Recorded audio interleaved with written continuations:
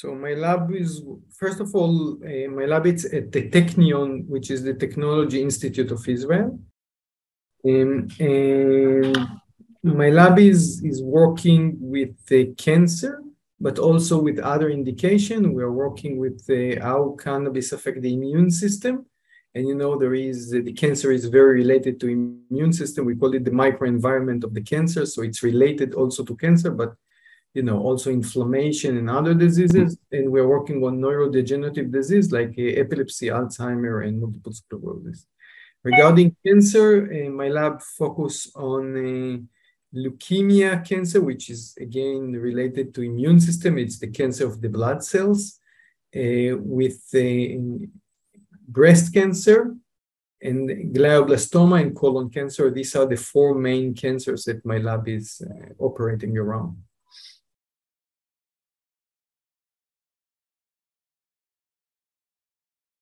So cancer, it's a given name to more than thousands of different diseases. We have in our body more than 200 types of cells. Each cell will have its own cancer. So breast cancer is very different from leukemia, or very different from skin cancer or for glioblastoma. These like different creatures. There are cells in our body, but each one of them have different characterism, and the cancer sometimes can be the opposite. One treatment for one cancer can be very worse to the other cancer. And for that reason, there is no way that one drug will affect all cancers. And even in one type of cancer, like breast cancer, we have many types, subtypes. So in breast cancer, we have more than 20 different subtypes of cancer. So altogether, we're talking about something like 1,000 different diseases. We call it, cancer as we put them in a box.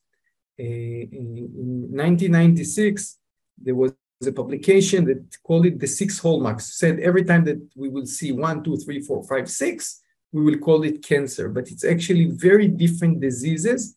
For that reason, not just cannabis. There is no drug or no cure to all cancer. We are trying to cure each one of them in a different way. Sometimes there is drugs or treatment that can group few types of cancer with the same profile.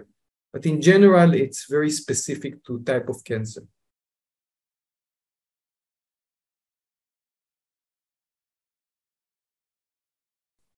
Right, so cannabis affecting the cell through the endocannabinoid system. Our body have a system that produce similar molecules called endocannabinoids, and there are receptors that on the cell that capturing these molecules, and it's signaling. They are signaling to the cell.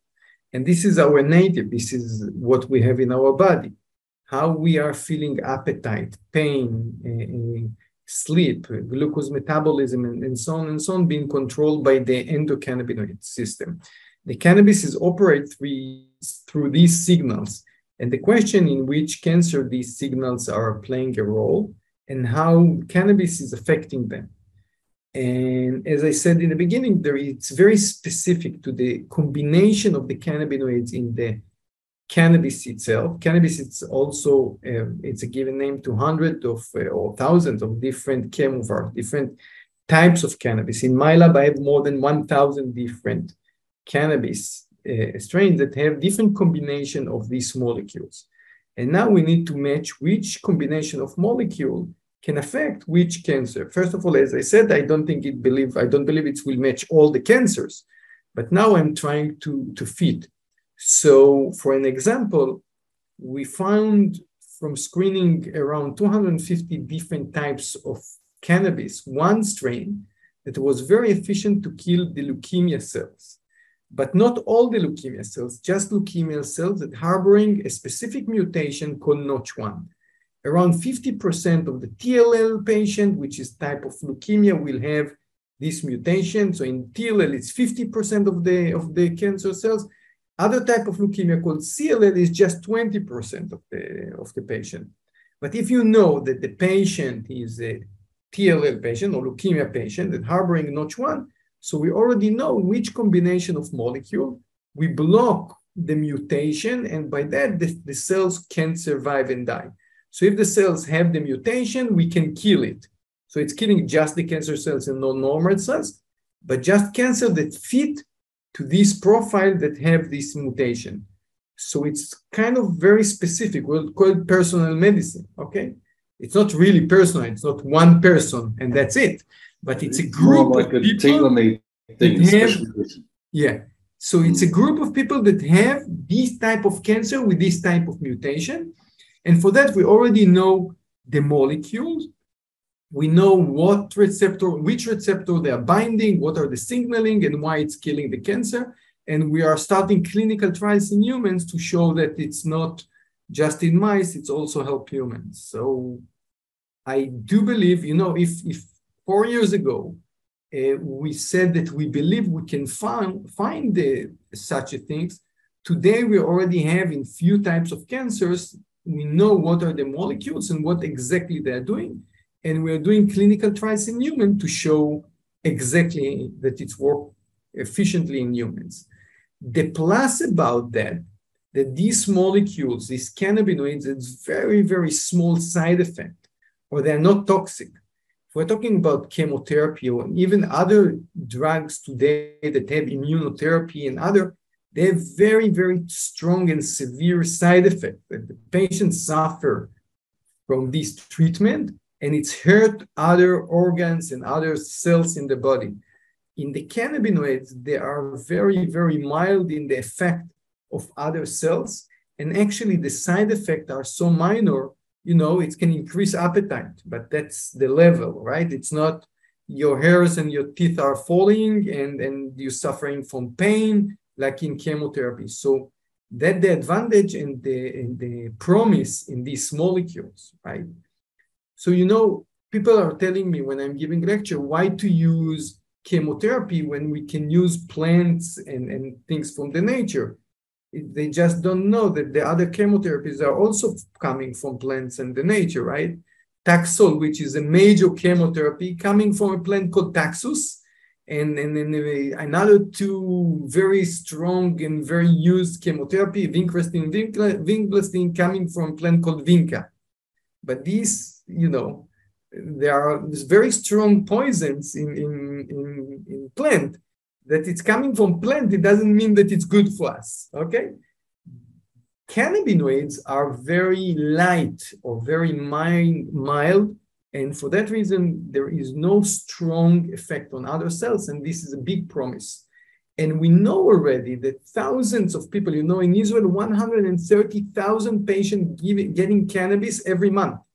So we already know that it's not toxic, the side effects are very minor, and if it can kill cancer, it's a huge promise.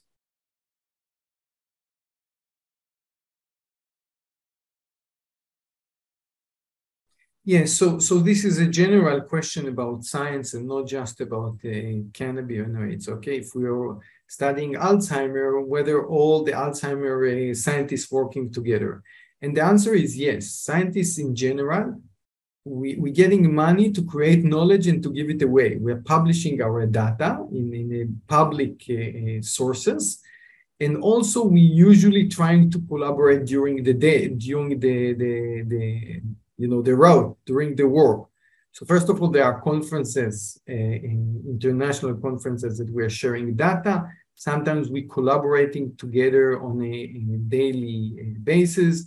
There are a lot of grants, like money that being given, that it's collaborative. So there is, let's say, Horizon 2020 of the, you know, the European, that giving a lot of money, like $10 million for each project, that create collaborations. And you need to understand that this good scientists understand what I'm about to say, that science is a big puzzle.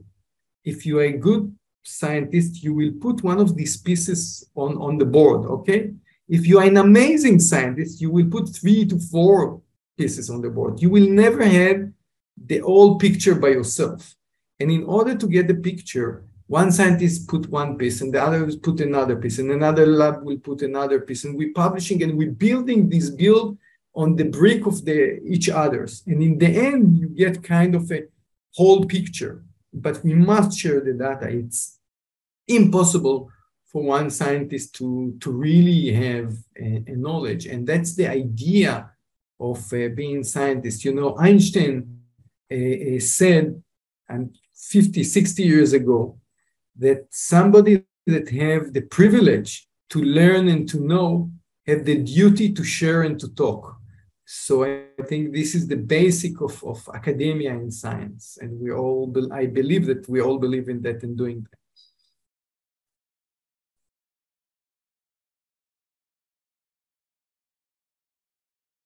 So in Israel from 2007, cannabis is under healthcare. Israel is kind of public healthcare, which we call it semi-public. So we have private healthcare, but everyone in Israel, every citizen have insurance to this, private healthcare. So if you're working, it will deductible from your salary. If you're not working, the government will cover that. So when I'm going to a physician or to a hospital, I'm not paying, and I don't care about the money. Somebody else, or on top of that, will take care. So the hospital will charge for that, but not me. It will go to whatever I'm insured. So I, as a citizen, don't care, and the physician don't care. We are kind of, it's above us. It's somewhere in the air, okay?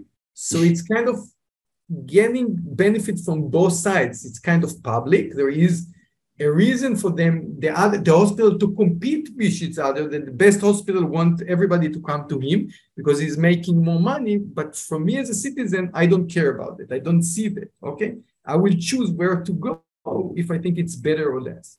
Cannabis is under healthcare. So when a patient goes to a physician, the physician decides to give him cannabis, he will write a prescription for cannabis, and the patient will go to the pharmacy and will get cannabis. And I think for that reason, it's become very popular, or I wouldn't say popular, but very acceptable to get cannabis as a medicine instead of other medicines. And in places that physicians see that it's really have benefit, they will prescribe more. And when they think that there is no benefit, it's kind of, they will stop prescribe and it will disappear.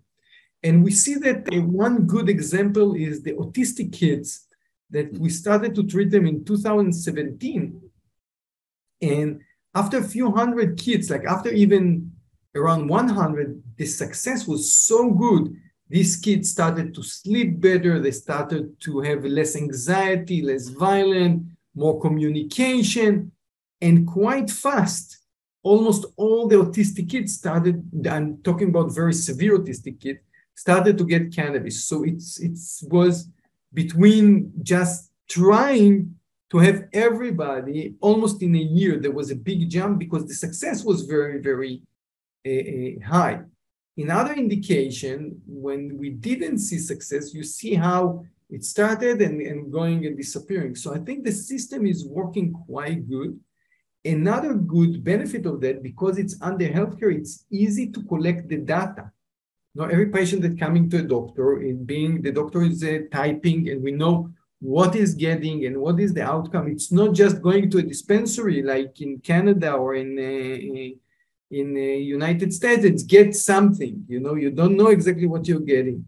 In Israel, it's more accurate and precise.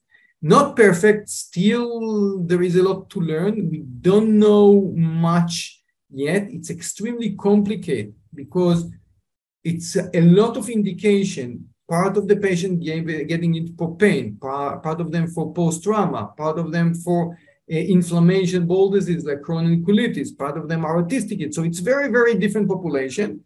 And we have a lot of types of cannabis, so many kind of medicines, I will call that. So it's still very complicated and still a lot of trial and error, which patient need to get what. But in general, I think we are knowing all the regulation in the world and how it's working in the world. I think the system in Israel is very, very good, creating it slowly, slowly from 2007, learning which types of patients should get it, which type of patient shouldn't get it, which type of cannabis is better than the other, how to grow it and to give it to the patient in very reliable way that it will grow very safe won't have pesticides and bacteria and the fungi on that, and so on and so on. We need to remember that it's sometimes very, very severe patient getting cannabis as a medicine. Think about oncology patient, cancer patient that getting chemotherapy or radiation, and now getting cannabis to reduce pain, nausea, or increase appetite. This patient have, after chemotherapy or radiation, his immune system is very, very weak. So you need that these flowers won't have fungi or bacteria or many things that usually you can have on plants because they can be, it can hurt them very strong. So it's very important that it will be controlled in a very high level, almost like a medicine that's been produced in the factory.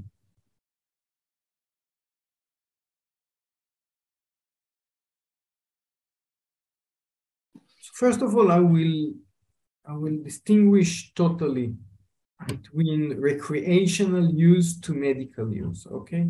Recreational use is when somebody is using it just for fun.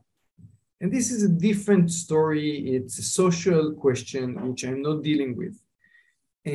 But on the medical side, I think the cannabis is very, very effective in few diseases.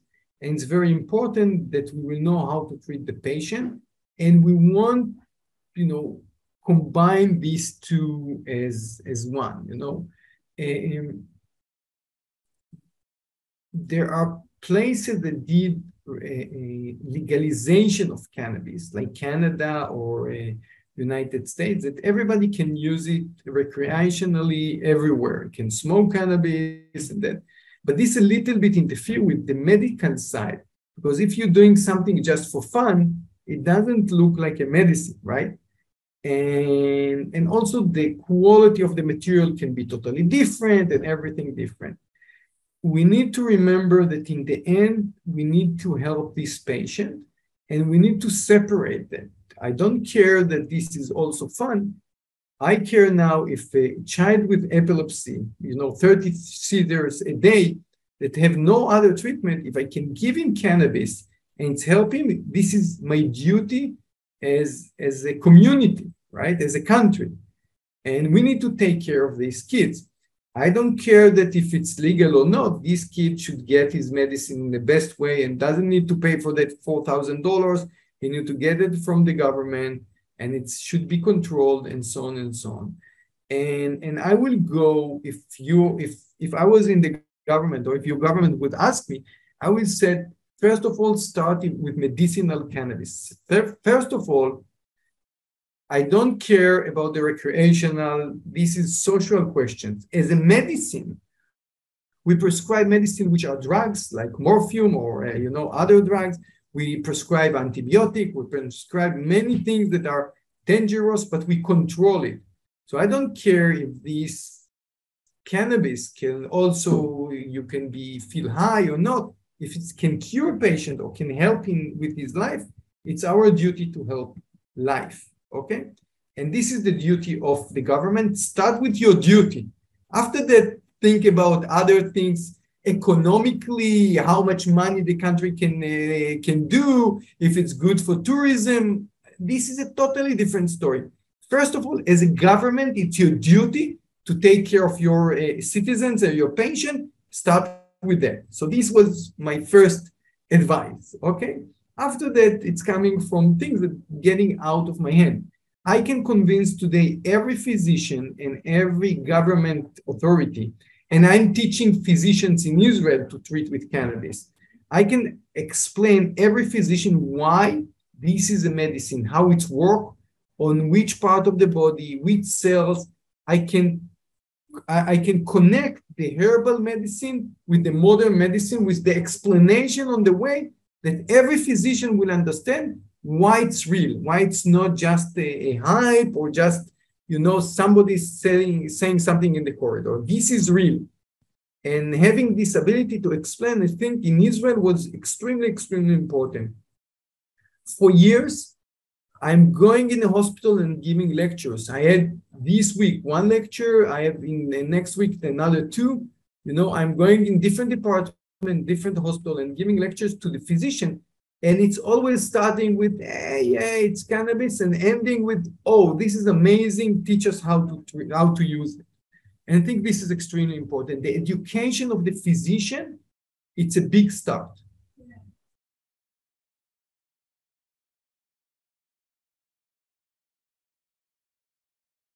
First of all, as a chemist, I believe that a molecule, it's a molecule, and it's a molecule. I don't care if I'm taking it from the plant, if it's pure, or I make it synthetic. If it's the same molecule, it's the same molecule, okay? This is my belief. Second, when we are working with the plant, one of the first things that my lab succeeded to do, or in 2016, is to analyze all the phytocannabinoids and all the active molecules. And we have standard to all of them. So today, when I'm taking a plant, even if you have 80 molecules inside, I know to quantify all of them and to make that it will be always the same, or at least to read that and to bring it to the patient, to dilute it in a way that he will get it always the same amount. That's first. Second, part of what we're doing today in the world, when I can analyze all these molecules, I can cut a piece of them that I know that is important. Sometimes I don't need all the molecules. Let's say I define 2 molecules that help you to go to sleep, feeling tired and sleep better, okay? But in this plant, there is also the THC that call you to feel, high, or, to hallucinogenic effect, and other molecules that cause you to feel appetite and to be hungry, okay? I can cut them out. I can take the piece just with the molecules and make you to feel sleepy. And by that, I'm creating a product that is more precise, more accurate, with less side effect, but still medical cannabis, still in oil, but not with all the molecules, with some of them. Okay, so it's still from the plant, still under medical cannabis regulation, but more accurate, more precise, and without side effects. There's one of the problems, okay, or not the problems, that all the drugs, all the FDA drugs, and we will talk about that in a moment, I guess, the FDA drugs usually are single molecule to single target. What we see in the plant, it's what we call polypharmacology, when we are attacking a disease or a cell from more than one molecules. In the past, the FDA didn't authorize it because he's afraid from drug-drug interaction. Today, when we have computers and analytical tools, and we can understand different networks with the computers, it's become more and more acceptable, so we can use it more. One of the reasons I believe cannabis will divide in 2 routes. One route will be very accurate, maybe synthetic, maybe combination from the plants of molecules that are treating a very specific disease. And the other route will be the whole plant. And when we will need it, a whole plant, when we're using it for improving quality of life. Almost 80%, even a little bit more than 80% of all the patients in Israel getting cannabis to improve quality of life. And what is the meaning of that? If you're a chronic patient or chronic pain patient, you're suffering from pain, but also probably you don't sleep well, you don't eat well, you have anxiety, you're suffering for a lot of things together, and cannabis helping a little bit in each one of them, a little bit reduce the pain, a little bit help you to sleep, a little bit improve your mood, and altogether you're treating quality of life. Cancer patient that getting chemotherapy or radiation, suffering from pain, nausea, problem to sleep, mood, anxiety, and the cannabis, instead of taking 6 drugs, you're taking cannabis that a little bit reduce the pain, a little bit reduce the nausea, increase your appetite, affect the sleep, and altogether you're improving the quality of life of the patient. But these 3 molecules affecting sleep, and these 2 molecules reducing pain, and these 2 molecules affect the nausea. And altogether, we're talking about many molecules in the plant that are doing many things. And for that, I probably will stay with the plant and not with single molecules or synthetic. So there is 2 sides of the same coin. Okay.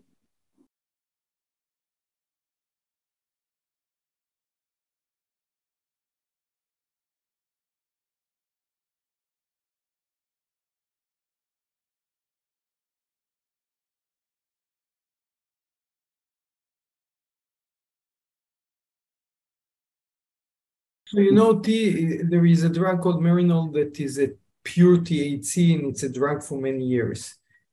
The FDA doesn't care where the molecule comes. It's the fact that it's synthetic, purified, and single molecule. So if you take a synthetic, purified single molecules from cannabis and you go all the route of the FDA won't care that it's coming from cannabis.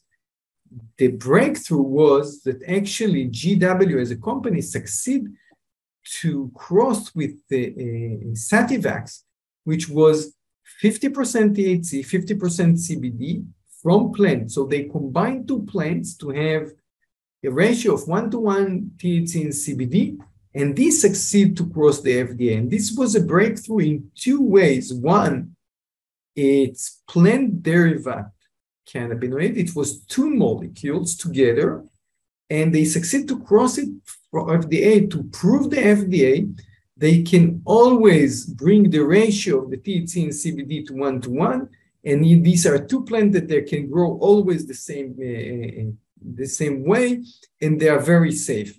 And this is the breakthrough is they understand that you can take a plant and use it as a plant, as a medicine that's authorized by the FDA.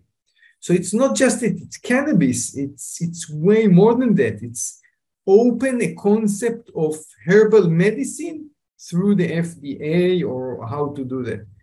And I believe that, and I'm with discussion with the FDA in here and there, and I believe that the FDA is starting to be more and more open-minded to understand that, first of all, cannabis is not just a gimmick. It's really medicine that's helping in a lot of cases. Second, that we need to start to authorize medicines that are more complicated than just synthetic single molecules.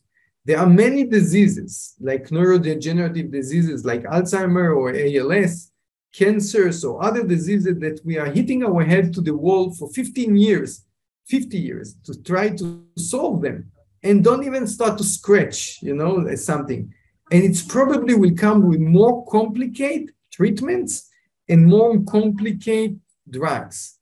And cannabis is just harboring this complication inside, because of the many molecules that they are approaching many cells and affecting many receptors. You have it within in the cannabis.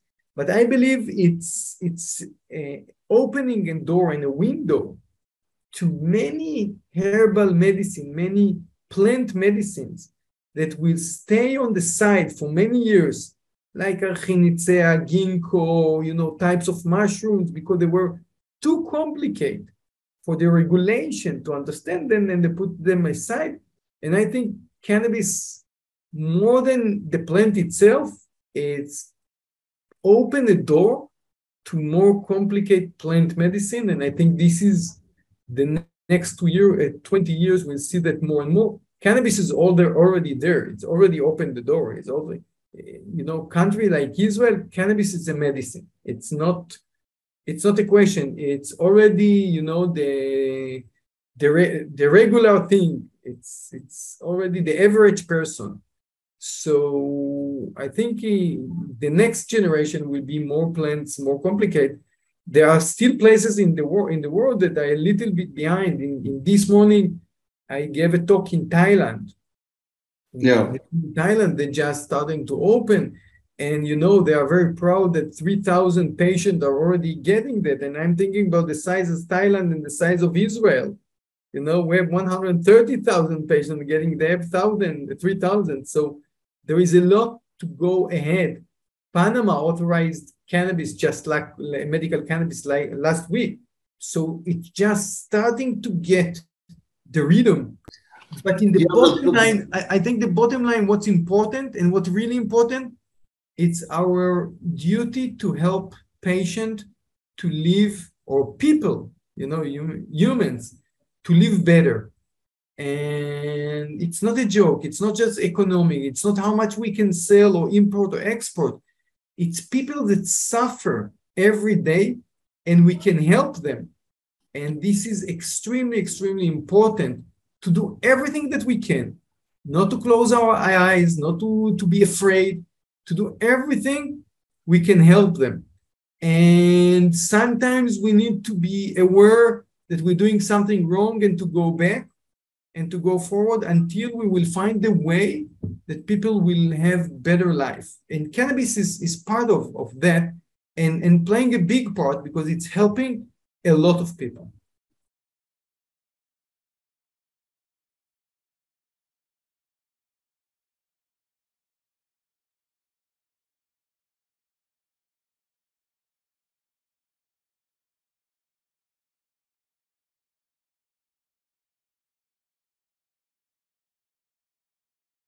Since Israel, the country is kind of sponsor or subsidize the medicines, the government and the regulation and the hospital have a reason, or have, they want cheap medicines. They prefer cheap medicine.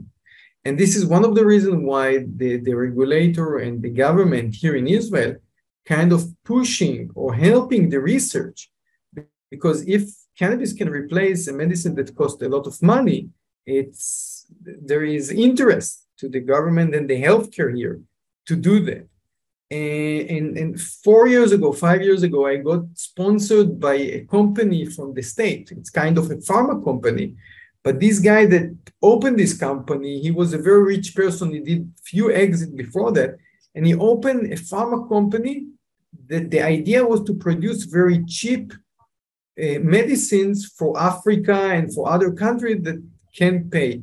And when he saw my lecture, he donated $2.5 million to my lab, because he thought this is an amazing option for a cheap medicines for these countries. So I think our duty is to help, but also because cannabis is in the end very cheap medicine, there should be interest for government and for the healthcare to support it, because then it's easier and cheap treatment. So we need to know how to speak with the government and the regulation to convince them. This is part of the way to do that. And another section, and again, we did a clinical trial of 2,800 pain patients. And we showed that the patient that getting cannabis and being treated, actually, one of the effects that we see, that more and more of them starting to work full-time job or partial-time job. So most of these chronic pain patients didn't work. They were so suffering and so that they was out of the circle of work. But starting to take cannabis, feeling better, more and more started to work. And this is another thing that convincing governments, that think about economy, that in the end, there is kind of conception, or at least, when I started to work in 2014, 15, people think, if somebody will now smoke cannabis, he will lay on the couch and do nothing. But actually the results, it's exactly the opposite. 30% of them starting to work full-time job. Another 25% starting to work partial-time jobs. So economically, they are starting to work there. They are better. They're starting to be part of the society, but also they started to make money, pay taxes. If you calculate these kind of things, economically, actually, it's very, very important. And when you coming to the government, when I'm sitting in these committees and I'm showing this, it's changing the concept of the regulators, the government, which have a bad concept. The guy will sit on the couch, he will smoke, he wouldn't do nothing. It's actually the opposite.